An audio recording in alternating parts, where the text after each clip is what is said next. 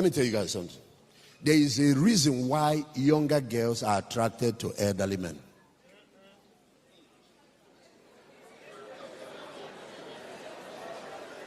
Go and ask Bianco Ojukwu that married that man at OA. And there are many of them I know. Because the elderly men bring stability, bring security, they bring wisdom. Probably their wife have died. But, so what happens is that the girl comes in there and she's just a baby girl enjoying her life. The man is just busy pampering her. Go and meet him when he was still young, when he married his wife. So there are benefits in that type of marriage, but there are disadvantages. Just like the case of Ojukwu, he has died now and left her. And that's not the only disadvantage. You might get to the bedroom and find out that some of the equipments are broken down. So you will need some assistance from some quarters.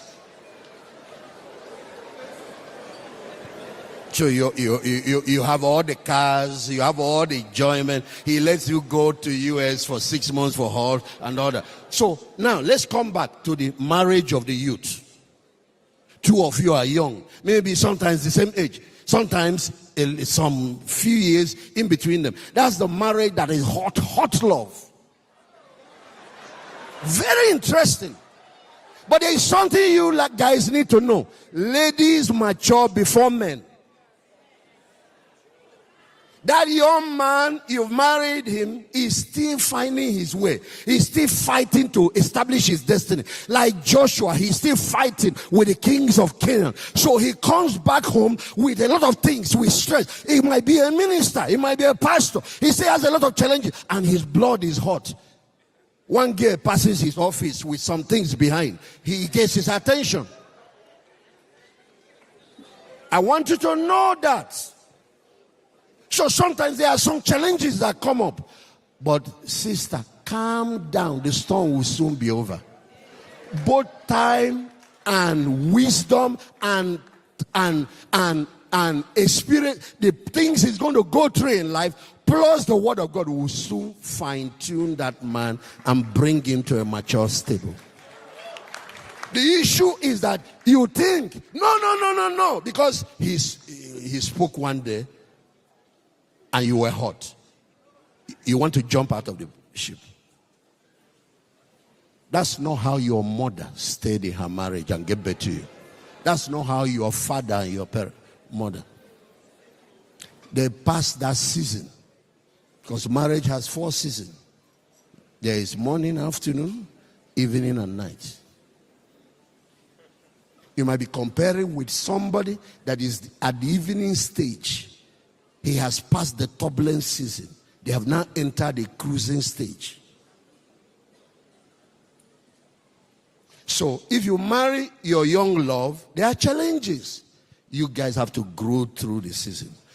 If you marry the advanced guy, there are challenges. He will pass on and leave you behind. And when you get to the bedroom, you might have to draw the engine before it can work. Draw it. You know some of those generators that you draw, you keep drawing. When you finish, you fall. You draw it.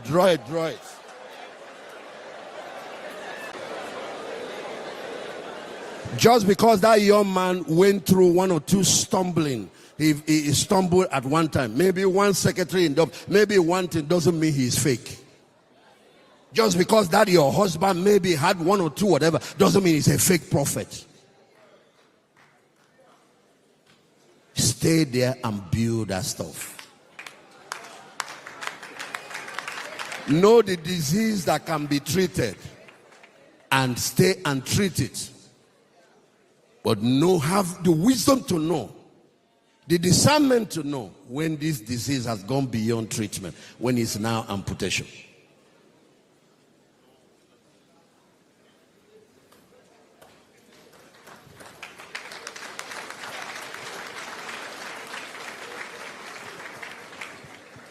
I have a friend of mine, his dad is from the north. His dad aged, he's over 100.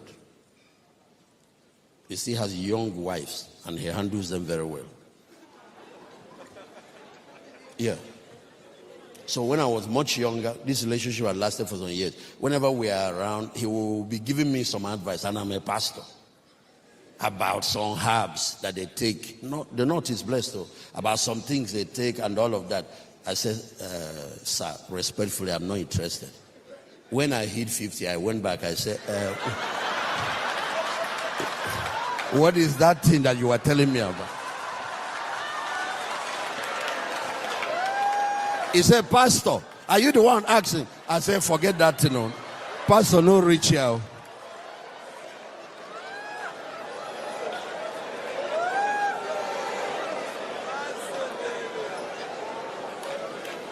Oh, because you have to make Madam happy. You have to do your job. The only one I've decided is that nobody will kill me. Second, third, fourth, fifth. No, forget it. I'm not in my 18 anymore. Forget about that one.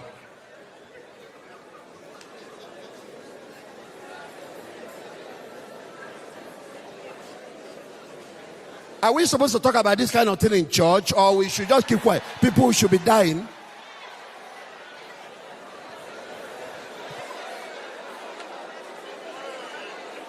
Take care of each other and take care of your family.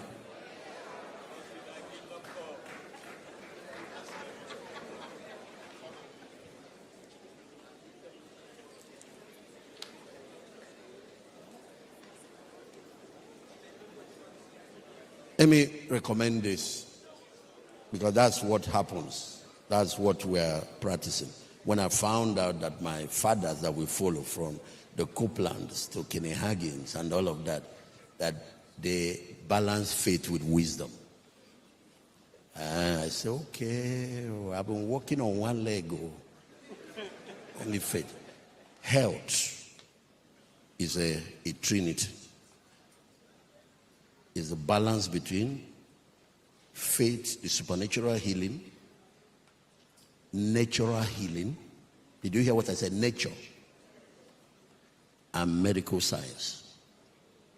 If you take care of your faith life and the natural side, you will reduce your need for doctors. So in other words, if you look at that natural thing, there are about 7 laws there. It starts with what you eat. You can imagine this morning, my coach drilled hell out of me.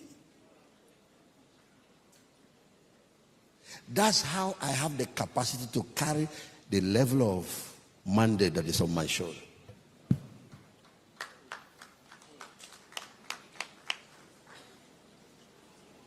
And there are times I indulge, I break the rules. I'm telling you, I eat some. Pastor Sarah will tell you, no problem. The next morning, you have to go and get rid of it. So it's not just confessing, I'm going to live long, longevity. Where is the corresponding action?